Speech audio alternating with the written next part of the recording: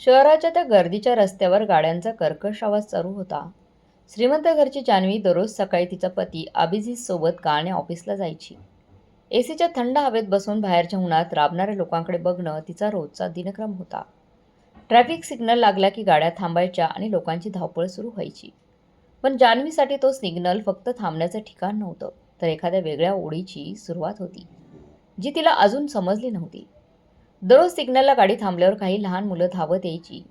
कोणाच्या हातात पेन असायचा, कोणाकडे मोगऱ्याचा गजरा असायचा, तर कोणी फक्त खिडकीवर टकटक करून भीक मागत असत. या गर्दीत एक चेहरा जान्हवीच्या नजरेत ठसला होता. अथर्व. वय सुमारे 10 ते 11 वर्ष. अंगावर जुनी पण स्वच्छ सदरा, डोळ्यात एक वेगळी चमक आणि चेहऱ्यावर निरागस हसू. कधी तो फुगे घेऊन येत असाय, तर कधी जुन्या कथा असलेल्या पुस्तकांचं त्याचं मन भरलेलं असायचं. त्याच्या बोलण्यात एक गोडवा होता, जणू रस्त्यावरच्या धुळीत एखादं कमळ फुलतं तसं. एक दिवस तो जान्हवीच्या कारच्या खिडकीजवळ आला आणि गोड आवाजात म्हणाला, मॅडम, हा मोगऱ्याचा गजरा घ्या ना, गाडीत छान वास येईल. जान्हवीने काच खाली केली आणि हसून विचारलं, अरे, मी गजरा घेऊन काय करू? अथर्वने अगदी निरागसपणे उत्तर दिलं, अहो, घरी गेल्यावर तुमच्या बाळाला द्या ना, त्याला नक्कीच खेळायला आवडेल. हे ऐकून जान्हवीच्या चेहऱ्यावर हसू थोडंसं विरळ झालं. ती दीर्घ श्वास घेतली आणि म्हणाली, बाळ, मला बाळ नाहीये. अथर्वला आपली चूक समजली. तो लाजून खाली मान घालून म्हणाला, सॉरी मॅडम, मग तुम्ही हे 2 फुगे माझ्याकडून गिफ्ट म्हणून घ्या. त्याच्या वाक्याने जान्हवीच्या काळजाला ठाव लागला. एक गरीब पोरगा, ज्याचं स्वतःचं पोट भरणंही कठीण आहे, तो तिला गिफ्ट देत होता. तिने पर्समधून 100ची नोट काढली आणि त्याच्या हातावर ठेवली. गाडी पुढे निघून गेली. पण जान्हवीचं मन त्या सिग्नलवरच अडकून राहिलं होतं. हळूहळू दोघांमध्ये एक वेगळ्या प्रकारचं नातं तयार झालं होतं. सिग्नलवर गाडी थांबली की जान्हवीची नजर अथर्वला शोधत असायची. कधी त्याच्याकडून पुस्तक घ्यायची, तर कधी खाऊ द्यायची त्याला. अभिजितला हे सगळं अजिबात समजत नव्हतं, पण जान्हवीला त्या मुलाच्या हसण्यात कुठेतरी स्वतःचं हरवलेलं सुख दिसत होतं. अथर्व आता मॅडमऐवजी लाडाने तिला काकू म्हणू लागला होता. असाच काही काळ गेला. एक दिवस नेहमीप्रमाणे सिग्नल लागला होता. जान्हवी उत्सुकतेने खिडकीतून बाहेर बघायला लागली, पण अथर्व तिथे नव्हता. त्या दिवशी तो अथर्व दिसलाच नाही. पहिल्या दिवशी तिला वाटलं कदाचित त्याची तब्येत ठीक नसेल. दुसऱ्या दिवशी तो दिसला नाही. तिसऱ्या दिवशी तो दिसला नाही. मग मात्र जान्हवीचं मन खूप बेचैन झालं. तिला असं वाटलं की काहीतरी वाईट घडलंय. सिग्नलवर इतर मुलं धावपळ करत होती. जान्हवीने गाडीची काच खाली केली आणि एका मुलाला हाक मारली, अरे बाळा, तो अथर्व कुठे आहे? 2-3 दिवस झालं दिसला नाही. त्या मुलाचा चेहरा उतरला. तो रडताना आवाजाने म्हणाला, काकू, अथर्वचा अपघात झालाय. जान्हवीचं हृदय धडधडायला लागलं. काय? कधी? कसं? ती विचारू लागली. परवा एका भरदिवसाच्या ट्रकमुळे त्याला उडवलं आणि चालक पळून गेला. त्याचं डोकं फुटलंय. लोकांनी त्याला सरकारी दवाखान्यात नेलं होतं, पण डॉक्टरांनी घरी पाठवलं. आता जगण्याची आशा कमी आहे. हे ऐकता जान्हवीच्या डोळ्यातून पाणी स्वच्छंदी वाहू लागलं. तिचे हात थरथरू लागले. रक्ताचं नातं नसतानाही त्या मुलासाठी तिच्या आतड्यात एक वेदना उठत होती. तिला ठाऊक नव्हते की हा अपघात फक्त रस्त्यावरल्या एका मुलाचा नाही, तर तिच्या आयुष्यातल्या एका भीषण सत्याला उजेडात आणणारा आहे. असं सत्य ज्यामुळे तिचा भूतकाळ, वर्तमानकाळ आणि भविष्यकाळ सगळं उद्ध्वस्त होणार होतं. हा अथर्व दुसरा तिसरा कुणीही नव्हता, तर जान्हवीचा स्वतःचा पोटचा मुलगा होता, ज्याला जन्मताच नियतीने तिथून हिरावून घेतलं होतं. जान्हवीने थरथरत्या आवाजात विचारलं, त्या मुलाचं घर कुठे आहे? मला घेऊन जाशील का? त्या मुलाने उत्तर दिलं, हो काकू, इथेच जवळच्या झोपडपट्टीत राहतात. तेव्हा जान्हवीने अभिजितकडे पाहिलं. तिची अवस्था पाहून अभिजितने गाडी बाजूला घेतली. जान्हवी, तुला तिथे जाणं जमेल का? आणि आपल्याला उशीर होतोय. अभिजित, प्लीज, मला नक्की जावंच लागेल. माझा जीव खालीवर होतोय. तुम्ही जा ऑफिसला, मी येते नंतर. जान्हवीचा निर्धार पाहून अभिजितने तिला तिथेच उतरवलं आणि तो तिथून निघून गेला. जान्हवी त्या मुलाच्या मागे मागे झोपडपट्टीच्या अरुंद गलीतून चालू लागली. सांडपाण्याचा वास, पत्र्याचं घर आणि गरिबी या वातावरणात तिचा जीव गुदमरत होता. पण अथर्वला बघण्याची ओढ तिला पुढे घेऊन जात होती. एका पडक्या खोलीजवळ तो मुलगा थांबला. होय, जान्हवी घरात धावत येऊन शिरली. आत अंधार होता. कोपऱ्यात एका जुनी चटईवर एक वृद्ध स्त्री बसलेली होती. तिच्या जवळच अथर्व गुडघ्यावर वाकलेला पडलेला होता. ती वृद्ध स्त्री पाहताच जान्हवीच्या पायाखाली जमीन सरकली. तिला डोळ्यासमोर काळोख पडला. ती वृद्ध स्त्री ती जान्हवीच होती. तिला ती ओळख झाली. वृद्ध स्त्रीचे डोळे जान्हवीकडे वळाले. तीही तिथे उभी राहून थोडीशी रडू लागली. काही वेळ शांतता पसरली दोघींनी एकमेकांना पाहिल्यावर. मग ती वृद्ध स्त्री हळूहळू बोलली, माफ करस मला. तुला मी तुझा लहान भाऊ वाचवू शकले नाही. ती वृद्ध स्त्रीची ही गोष्ट ऐकून जान्हवीच्या डोळ्यात अश्रू आले. काय झालं अथर्व? अथर्व माझा मुलगा आहे. जान्हवीने टोह फोडला. म्हातारी रडत मान टेकवली आणि हो हो तुझाच मुलगा आहे तो. तुझा तुझा अथर्व, ज्याला मी अथर्व म्हणून वाढवलंय. तुझा कुणाल, ज्याला मी अथर्व म्हणून वाढवलंय. जान्हवी धावत जाऊन अथर्वच्या अंगावर पडली. ती त्याला 10 वर्षाचा समजत होती, पण तो तिच्या डोळ्यासमोर मरणासन्न अवस्थेत पडला होता. आता तिला हेही मान्य नव्हतं. माहीत नव्हतं गल्लीतल्या बायका जमा झाल्या. ही कोण आहे? एवढं का रडतीये? म्हातारीने पदराने डोळे पुसत सांगितलं, हीच त्याची सख्खी आई आहे. हे ऐकलं सगळ्यांना धक्का बसला. एवढी श्रीमंत बाई आणि तिचा मुलगा या नरकात कसं शक्य आहे? मित्रांनो, हे काय झालं होतं ही गोष्ट समजून घेण्यासाठी आपल्याला काळाच्या पडद्यामागे साधारण 10 ते 12 वर्ष जावं लागेल. 10 ते 12 वर्षापूर्वीच्या पुण्यातलं काही वेळ साधारण 2012-13च्या सुमारास. जान्हवी तेव्हा फक्त 19 वर्षांची. कॉलेजमध्ये असताना ती एका मुलाच्या प्रेमात पडली. त्याचं नाव होतं प्रताप. जान्हवी एका प्रतिष्ठित कुटुंबातून होती, पण प्रतापची पार्श्वभूमी अगदी वेगळी होती. ती शहरातील एका कुख्यात टोळीचा सदस्य होती. जान्हवीच्या कुटुंबियांनी या लग्नाला अगोदर जोरदार विरोध केला, पण प्रेमात अंध झालेली जान्हवीने घरच्यांचं काहीच ऐकलं नाही आणि प्रतापसोबत पळून जाऊन लग्न केलं.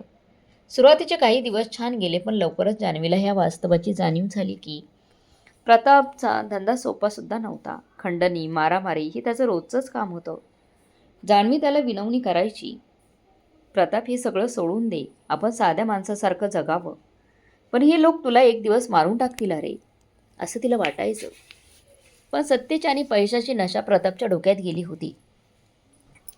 आणि एक दिवस तसंच झालं, ज्याची जान्हवीला भीती होती. गँग वॉरमधील प्रतिस्पर्धी टोळीने प्रतापची निर्घृण हत्या केली. जान्हवी पूर्णपणे उघड्यावर पडली. पदरात नुकतंच जन्मलेलं तानं बाळ कुणाल, म्हणजेच आत्ताचा अथर्व. माहेरचे दरवाजे तिच्यासाठी केव्हाच बंद झाले होते आणि सासर तर अस्तित्वातच नव्हतं. अशा परिस्थितीत प्रतापच्या मृत्यूची बातमी ती माहेरी पोचली. पण पुढे जे घडणार होतं ते मृत्यूपेक्षाही भयानक होतं. प्रतापच्या मृत्यूनंतर जान्हवीच्या आयुष्यात जे काही झालं ते एखाद्या चित्रपटासारखं कमी नव्हतं. तिचे आईवडील तिच्या न्यायला आले. त्यांनी तिला समजावलं, बाळा जान्हवी, जे झालं ते झालं. तुझं अजून लग्नाचं वय आहे. आम्ही तुझं दुसरं लग्न लावून देऊ, पण एक अट आहे. तुला तो मुलगा विसरावा लागेल. जान्हवी सुन्न झाली. आई, माझ्या पोटच्या बाळाला मी कसं सोडू? ती रडू लागली. पण तिथे प्रतापचे आईवडील आले आणि ठामपणे म्हणाले, तू तुझं आयुष्य नव्याने सुरुवात कर. थोडं थांब, पण हा मुलगा आपल्या पिढीचा तेजस्वी आहे. तो आपल्या रक्ताचा आहे. आपण त्याला वाढवू शकत नाही. समाजाची भीती आणि पालकांचा दबाव. जान्हवीने हृदयात एक मोठा ठिपका ठेवला. ती थकली आणि अश्रूंनी त्याने त्या बाळाला आजोबा आजीच्या हाती दिलं. मग ती परत आपल्या माहेरी घरी आली. जान्हवीच्या पालकांनी लवकरच तिला राहण्याची सोय शोधायची गरज ओळखली, जेणेकरून तिचा जुना इतिहास मिटवता येईल. तिथे एक मुलगा होता, अभिजित नावाचा. तो प्रतिष्ठित कुटुंबात वाढला होता, पण लग्नाच्या वेळी एक मोठी चूक झाली. हे जान्हवीचं पहिलं लग्न होतं आणि तिला एक मुलगा होता हे अभिजितला काहीच माहीत नव्हतं. हे त्याने लपवून ठेवलं होतं. सांगितलं गेलं की जान्हवी एक साधी, अविवाहित मुलगी आहे. काही दिवसातच जान्हवीचं आणि अभिजितचं जोरदार लग्न झालं. लग्नानंतर जान्हवी पुण्यात आली. अभिजितची लक्ष्मी रोडवर मोठी मोबाईल शॉप होता. तो स्वभावाने इतका छान होता की जान्हवीला तळहाताच्या फोडासारखा जपायचा. जान्हवी देखील जुनं दुखणं विसरून संसारात रमली. तिला कधीकधी दुकानावर जाऊन अभिजितला मदत करता यायची. सगळं सुरळीत छान चाललं होतं. अभिजित नेहमी अभिमानाने म्हणायचा, माझी बायको लाखात एक आहे. पण नियतीला हे सुख मान्य नव्हतं. ज्यावेळी जान्हवीचं आयुष्य मार्गावर येत होतं त्याचवेळी तिचा सोडलेला मुलगा अथर्व एका मोठ्या संकटात सापडलेला होता. अथर्वच्या आजोबांना अचानक मृत्यूमुळे घरातला आधारच गेला होता. घरातली इतर नातेवाईक, काका काकूंनी कुरबुर सुरू केल्या. त्या पोरगेची आई त्याला इथे सोडून पळून गेली. आता आम्ही का त्याला पोसणार? त्याला अनाथ आश्रमात टाकून द्या, कटकट मिळेल. पण अथर्वची आजी माई वाघिणीसारखी उभी राहिली. खबरदार, माझ्या नातवाला कोणी बोट लावलं तर. तो माझ्या प्रतापची शेवटची निशाणी आहे. मी भीक मागेन पण त्याला वाढवेन. रोजच्या कटकटीत न कंटाळून एक दिवस प्रतापची बहीण म्हणजे अथर्वची सुमन आत्या तिथे आली आणि तिने पाहिलं की घरात रोज भांडणं होत होती. तिने आईला सांगितलं, आई ते राहून रोजचा त्रास नको, तू अथर्वला घेऊन माझ्याकडे ये. असं म्हणत माई आणि अथर्व पुण्यात सुमन आत्याच्या चाळीत राहायला आले. काळाचं चक्र फिरत राहिलं. अथर्व आता 10-11 वर्षांचा झाला होता. हुशार आणि समजूतदारपणा, पण परिस्थितीने थोडा गांजलेला त्याने पाहिलं की चाळीतील मुलं सिग्नलवर जाऊन पैसे कमवतात.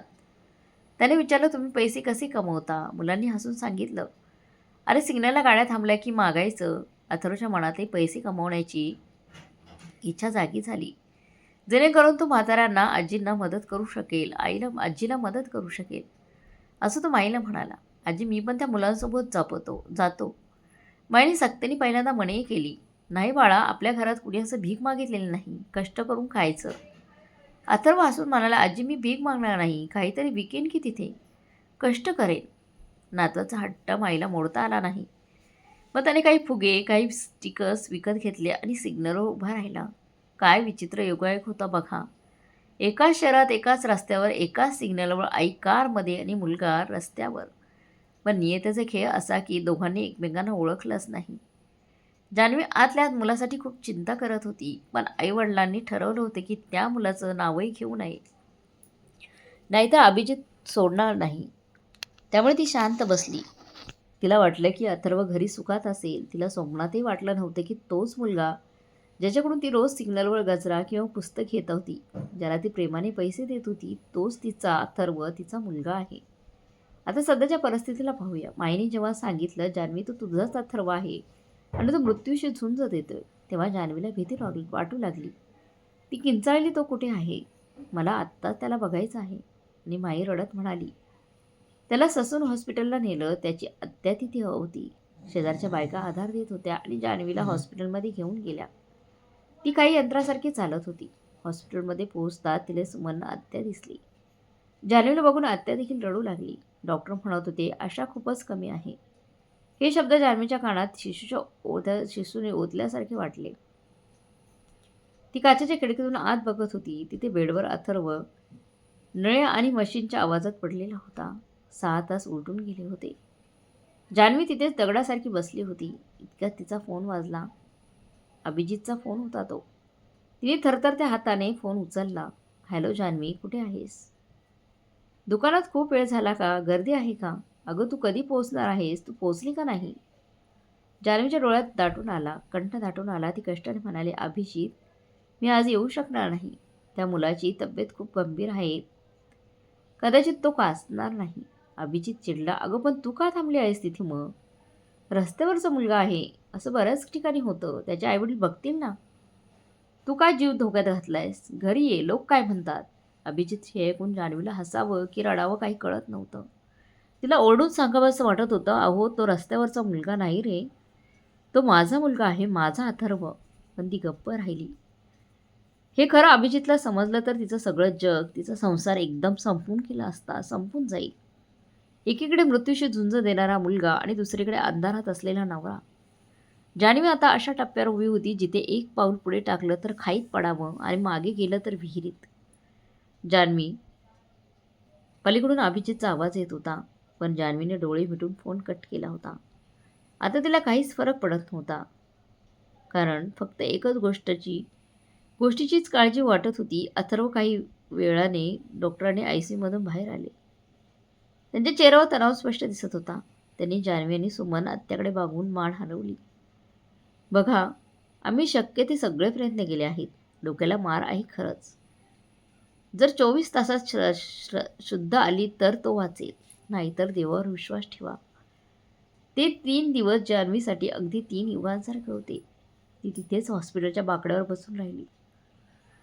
ना अन्न ना पाणी, फक्त डोळ्यात प्राण आणून ती वाट पाहत होती. अखेर 3ऱ्या दिवशी संध्याकाळी चमत्कार झाला. डॉक्टर हसत बाहेर आले. अभिनंदन, मुलाला शुद्ध आली आहे. धोक्याची पातळी ओलांडली आहे. त्या क्षणी त्या खोलीत फक्त सुटकेचा श्वास ऐकू येत होता. जान्हवी धावत आत गेली. अथर्वचे डोळे उघडे होते. तिला पाहता त्याच्या ओठावर एक क्षीण हसू उमटलं. तेव्हा त्याने हळूच विचारलं, काकू तुम्ही आलात का? त्या काकू या शब्दाने जान्हवीचा बांध फुटला. ती त्याच्या जवळ गेली, त्याच्या डोक्यावरून मायेने हात फिरवला आणि रडत म्हणाली, बाळा मी काकू नाही रे, मी तुझी आई आहे, तुझीच आई. तिने त्याला छातीशी खट्ट मिठी मारली. वर्षानुवर्षाचं दुरावलेलं अपराधीपणाची भावना आणि साठवलेलं प्रेम सगळं त्या अश्रूच्या धारासोबत वाहून गेलं. अथर्वला काही कळत नव्हतं, पण त्या स्पर्शातली माया बोलून सांगत होती की हेच आपलं खरं घर आहे, नातं आहे. डॉक्टरांनी तिला शांत केलं. पेशंटला आरामाची गरज आहे. इकडे 3 दिवस जान्हवीला पत्ता नसल्यामुळे अभिजित वेड्यासारखा तिला शोधत होता. शेवटी चौकशी करत करत तो ससून हॉस्पिटलला पोहोचला. तिथे पोहोचल्यावर जेव्हा त्याला सत्य कळालं तेव्हा त्याच्या पायाखालची जमीन सरकली.